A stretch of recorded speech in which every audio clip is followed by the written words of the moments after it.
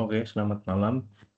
Kami dari kelompok 10 akan presentasikan tentang tugas grup 3 mengenai dua problem. Nah, yang pertama problemnya mengenai exam schedule dan yang kedua mengenai blending problem. Mana di exam schedule ini akan dilanjutkan penjelasannya oleh Noval. Silakan. Ya, oke. Terima kasih. Selamat malam. Pertama, ini terkait problem description-nya. Masalah ini menugaskan kita untuk mengatur 11 mata ujian ke dalam 8 slot waktu selama 2 hari. Tapi ada tantangan utamanya, yaitu beberapa ujian tidak boleh berlangsung bersamaan karena ada mahasiswa yang mengambil kedua mata ujian itu. Data yang diberikan meliputi daftar ujian, 8 slot waktu, dan ada semacam matriks incompatibility yang menunjukkan pasangan ujian mana yang nggak boleh berada di slot yang sama. Asumsinya setiap ujian hanya boleh muncul sekali, semua ujian berdurasi sama, dan tidak ada preferensi khusus antar slot. Keputusan yang harus kita ambil adalah menentukan exam berada di slot waktu yang mana. Tujuannya sederhana, yaitu untuk menemukan jadwal yang visible tanpa adanya benturan ujian. Boleh di next. Ya, untuk memvisualisasikan masalah, kita bisa lihat dua representasi. Pertama, struktur slot waktu selama 2 hari, di mana setiap hari memiliki 4 sesi. Kedua, ada grafik incompatibility yang menunjukkan relasi antar exam. Semakin banyak garis antar not itu artinya exam itu memiliki banyak konflik dan sulit ditempatkan bersama. Boleh lanjut aja.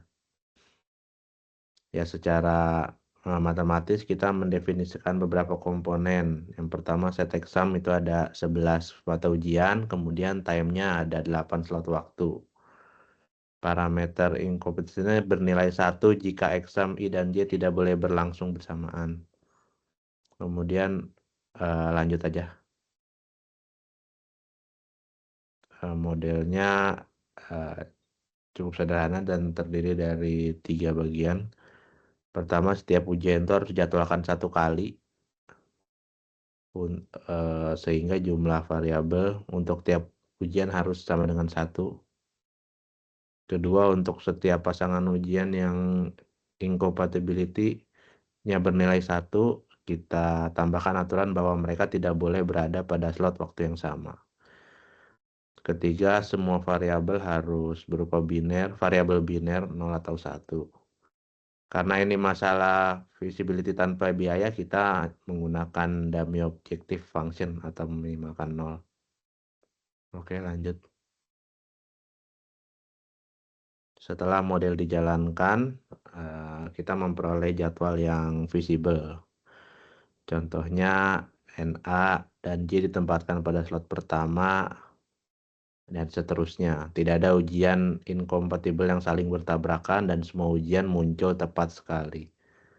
Jadwal yang ada ini mungkin berbeda ya dengan contoh di buku, karena ada banyak solusi visible yang mungkin. Namun secara prinsip ini jadwal sudah benar dan memenuhi seluruh constraint. Dan ini juga sudah sesuai dengan yang seperti di buku, hanya menggunakan 7 slot saja dari 8 slot waktu yang tersedia. Oke, boleh dilanjut.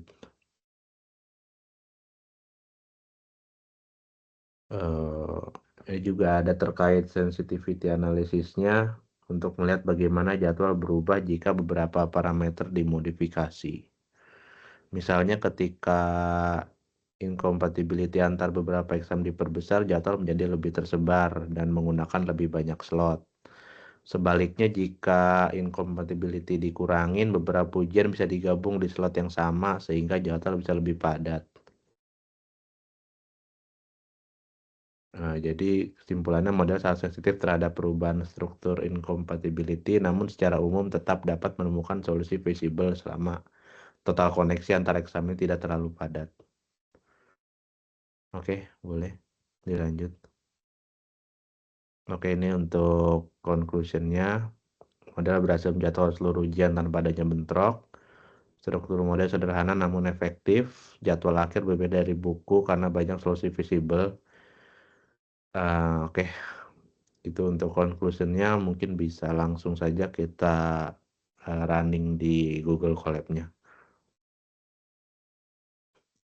Jadi yang pertama, oke, install dulu library MIP-nya. Setelah itu dimasukkan diimport fungsi utama dan didefinisikan dulu daftar ujian yang akan dijadwalnya, ada 11 exam.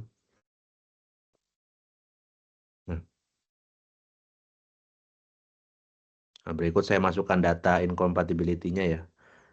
Dalam bentuk matriks 0 dan 1. 1 berarti dua ujian itu tidak boleh diuji satu slot yang sama. 0 tidak boleh bersama, 1 boleh. Oke, lanjut ke step berikutnya. Di langkah ini saya membuat objek model sebagai model integer programming dengan solver. Lalu saya definisikan variabel keputusannya. Plan ET ini adalah variabel biner. Nilainya itu 1 kalau ujian ke E dijadwalkan ke slot T dan 0 kalau tidak. Jadi nanti kombinasi semua plan ini yang menentukan jadwal ujiannya. Oke.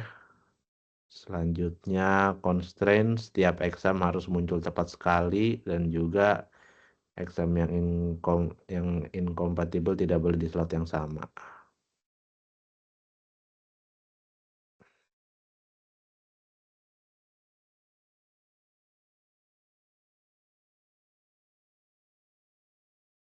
Untuk objektif functionnya, saya ini sebenarnya tidak punya biaya yang harus diminimalkan. Kita hanya butuh satu jadwal yang visible.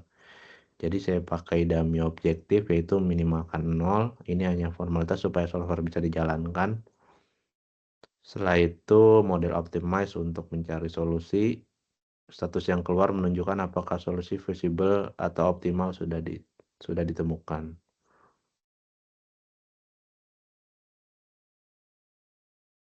Ini terakhir sedikit aja tampilan untuk jadwalnya. Nah, seperti ini. Mungkin sekian untuk pembahasan exam scheduling ini. Mungkin bisa dilanjutkan ke soal berikutnya. Terima kasih.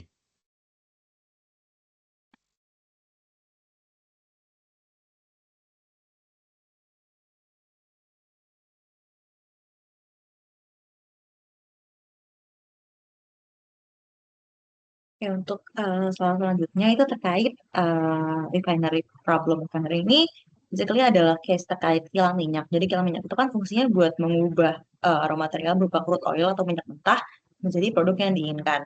Nah, di case ini produk yang diinginkan itu produk akhirnya ada butana, bensin atau petrol, solar atau diesel, dan minyak pemanas. Terus prosesnya itu melalui 4 tahap. Yang pertama itu adalah destilasi, lalu output dari destilasi itu melalui 3 proses lain yang running secara paralel, yaitu ada reforming, cracking, dan blending, seperti itu. Nanti berarti outputnya itu akan ada produk perantara sebelum akhirnya menjadi produk akhir. Nah, di case ini diminta untuk mencari sebuah solusi optimal dalam hal biaya, jadi diminta mencari solusi untuk biaya yang minimum agar bisa menghasilkan produk akhir dengan quantity yang sesuai dengan demand yang diinginkan, yaitu uh, 20.000 ton butane, 40.000 ton petrol, 30.000 ton diesel, dan 42.000 ton heating oil, seperti itu. Bahan baku yang tersedia ada 2 jenis crude oil. Yang pertama itu sebanyak 250.000 ton, dan yang kedua crude oil 2 itu sebanyak 15.000 ton dengan kapasitas masing-masing proses yang sudah ditentukan. Secara sederhana prosesnya sebagai berikut. Boleh di next, Mas. Jadi proses seperti ini, di tahap 1 itu ada distilasi. Jadi crude oil masuk dan output-nya ada 4 jenis produk, yaitu butana, nafta, residu, dan gas oil. Nafta, residu, gas oil ini adalah produk perantara, karena ini bukan produk akhir yang diinginkan. Lalu nafta masuk ke unit reforming dan menjadi produk intermediate lain dan masuk ke step selanjutnya yaitu petrol blending sehingga dihasilkan produk akhir berupa petrol. Lalu output dari distillation yang kedua yaitu residu itu masuk ke proses selanjutnya yaitu catalytic cracking dan menghasilkan intermediate produk lainnya yaitu crack naphtha, crack gasolin yang nantinya akan diproses lagi sehingga melalui proses blending dan didapatkan produk akhir berupa heating oil. Lalu output distillation yang keempat ada yaitu gas oil itu melalui proses selanjutnya yaitu desulfurization dan outputnya berupa intermediate product adalah sweetened gas oil atau yang udah berkurang kadar sulfurnya itu akan melalui proses blending dengan output dari proses lain-lainnya sehingga didapatkan produk akhir berupa diesel oil. Nah, di case ini dari keempat produk akhir butana, petrol, heating oil, dan diesel oil itu ada demand-nya masing-masing dan kita diminta untuk menentukan crude oil yang dibutuhkan sehingga biaya produksinya itu minimum. Data yang tersedia sebagai berikut. Boleh next, Mas. Ini data dan parameter. Jadi selain dari quantity, produk akhir yang kita keluarkan juga harus memenuhi beberapa kualitas tertentu. Jadi di sini ada beberapa karakteristik yang dibutuhkan yaitu nilai octane, vapor pressure, volatility, dan juga kadar sulfurnya. Yang kita perlu perhatikan itu hanya produk yang dua di kanan ini, yaitu petrol dan diesel oil, karena yang sisanya itu produk intermediate, jadi nggak perlu terlalu diperhatikan. Lalu untuk demand-nya seperti di tabel sebelah kanan, masing-masing demand-nya untuk butane, diesel oil, dan petrol oil. Lalu untuk raw material availability dan karakteristiknya juga beda-beda. Jadi untuk crude oil 1, dia tersedia 250.000 ton dengan yield dari distillation-nya seperti pada tabel, begitupun dengan crude oil kedua. Lalu parameter selanjutnya adalah monthly capacity. Jadi setiap unit itu punya kapasitas maksimal dalam 1 bulan, di mana reformer itu kapasitasnya ada 30.000 ton sebulan, desulfurization itu 40.000 ton sebulan, dan juga unit cracking itu kapasitasnya 50.000 ton 1 bulan. Lalu yang terakhir adalah cost. Jadi masing-masing proses punya cost-nya sendiri dalam euro per ton, sebagaimana pada tabel. Itu. Dari data ini, maka kita dapat menentukan mathematical notation sebagai berikut. Jadi sets yang kita gunakan adalah final product, di mana final productnya tadi ada 4, ada butana, petrol, diesel, dan heating oil. Lalu ada intermediate product yang adalah komposisi dari masing-masing produk akhir ini. Jadi dari masing-masing petrol, diesel oil, sama heating oil itu kan ada komponen penyusunnya, intermediate produknya. Lalu sebelah kanan ini adalah intermediate product dari masing-masing proses, ada distilasi, reforming, dan cracking. Sehingga secara keseluruhan atasnya adalah all product adalah final product universal terhadap output dari distilasi, lalu output dari reforming, output dari cracking, intermediate dari petrol, intermediate dari diesel, dan intermediate dari heating oil. Seperti itu. Next, itu adalah quantity dari crude oil dengan objektif adalah untuk meminimalisir production cost. Seperti itu, di mana production cost itu adalah function dari biaya crude oil yang digunakan dikali dengan jumlah crude oil yang digunakan. Dan cost dari proses dikali dengan produk yang diproses, seperti itu.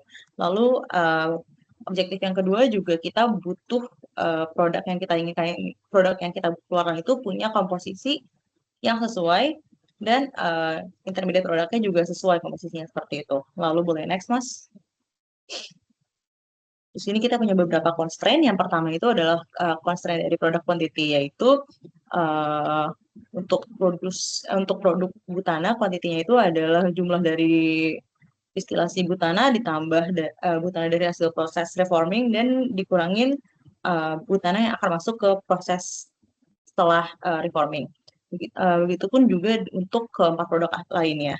Lalu juga selain dari quantity produk, kita juga punya constraint berupa quality produk yang sudah diatur dari regulasi. Ada 4 constraint quality, yaitu bilangan oktan, vapor pressure, volatility, dan kadar sulfur. Seperti itu juga ada constraint untuk non-negativity, di mana semua parameter dan semua data itu nilainya harus positif. Boleh dilanjut, Mas? Oke, jadi kita coba buat melakukan analisis dengan menggunakan mixed integer programming sehingga didapatkan output seperti ini. Didapatkan data yang optimal sehingga dapatkan total cost yang minimum adalah sebesar 1.119.000 euro. Di mana crude oil yang digunakan adalah crude oil 2 sebesar 426.667 ton. Dengan menggunakan crude oil 2 sebanyak tersebut dengan biaya produksi sedemikian, maka dapat memenuhi demand atas produk akhir seperti yang diminta dan memenuhi juga untuk kualitas petrolnya dan juga kualitas dieselnya seperti yang sudah diatur pada peraturan yang berlaku. Itu. Boleh next, Mas. Lalu di sini juga dapat dilakukan sensitivity analysis sehingga kita bisa menguji apakah solusi yang didapatkan ini sudah stabil atau belum. Jadi untuk menguji sensitivitas dari solusi yang didapatkan itu dapat melalui 4 cara, yaitu kapasitas reforming unit, karena proses reforming ini kan akan mempengaruhi nilai oktan petrol yang dihasilkan. Lalu yang kedua itu adalah kapasitas dari unit desulfurization yang dapat mempengaruhi kadar sulfur pada produk diesel. Lalu juga kapasitas dari unit catalytic cracking yang dapat mempengaruhi jumlah nafta atau gasoil yang dihasilkan pada intermediary produk. Dan juga dapat menguji melalui perubahan processing cost sehingga dapat mengaruhi apakah solusi kita tuh beneran robust atau enggak sih. Seperti itu. Boleh next, Mas. Oke. Mungkin coba di run script-nya dulu aja. From my side aja, Mas. Aku aja yang share screen. Oke. Ya.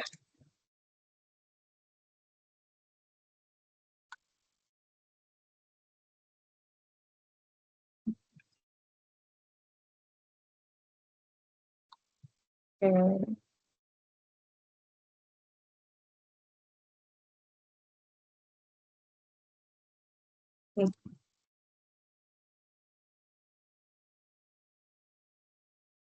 Jadi ini adalah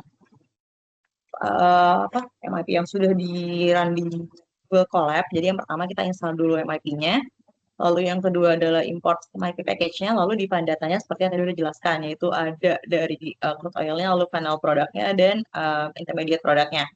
Lalu juga ada demand-nya, supply yang available, dan yield dari masing-masing proses. Yang pertama itu dari distilasi, output dari distilasi dari masing-masing crude oil, juga yield dari reforming unit. Lalu juga ada yield dari cracking unit, dan quality data dari komponen petrol.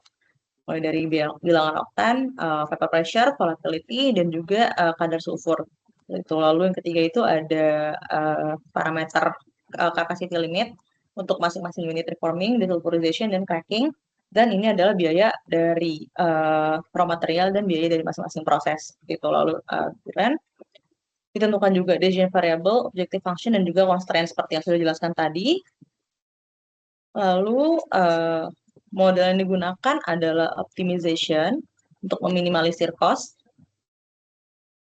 di step 5. Lalu yang terakhir adalah untuk print hasil yang didapat dari proses di atas. Jadi setelah di-run, hasil yang didapatkan adalah total cost yang dikeluarkan sebesar 1.120.000 euro dengan penggunaan crude oil 2 sebesar ini untuk mendapatkan final product sesuai dengan demand dengan komposisi masing-masing produk seperti ini untuk petrol, diesel oil, heating oil, dan juga kualitas petrol dan juga kualitas diesel seperti yang diaturlah regulasi yang berlaku. Jadi output dari model ini memenuhi permintaan dan juga memenuhi syarat kualitas yang berlaku. Tuh.